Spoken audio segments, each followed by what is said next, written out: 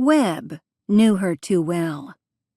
Meg had pasted on a smile for the rest of the weekend, but she'd spent every moment she wasn't occupied with Kara's move, fretting about the meeting with Peters.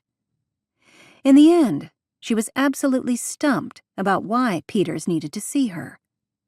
With only a few minutes to go until the meeting, she strode down the hallway toward Peters's office.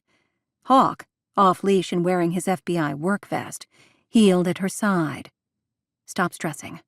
You'll find out in a few minutes. Nothing to do for it either way.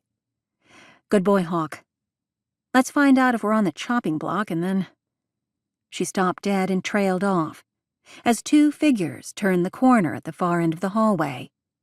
Her spirits jolted upward. She'd recognize the tall, dark-haired man and the German shepherd at his side anywhere. "Brian! What are you and Lacey doing here?" Brian grinned at her as Lacey broke into a half-trot at the sight of Hawk.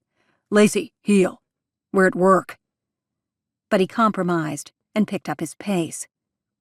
Meg met him halfway with a tight hug. "It's so good to see you."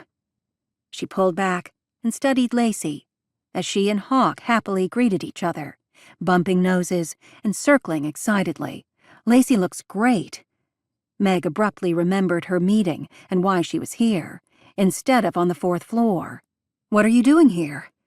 I mean, not in the building." She pointed to Peters's door. "But here."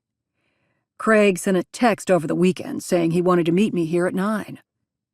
The weight resting on Meg's shoulders melted as all of her stress slid away, leaving only confusion.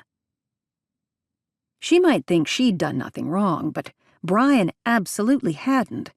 He'd been on paid leave for several months at this point. "I got the same text." She met his eyes. "So now the question is, why are we here?"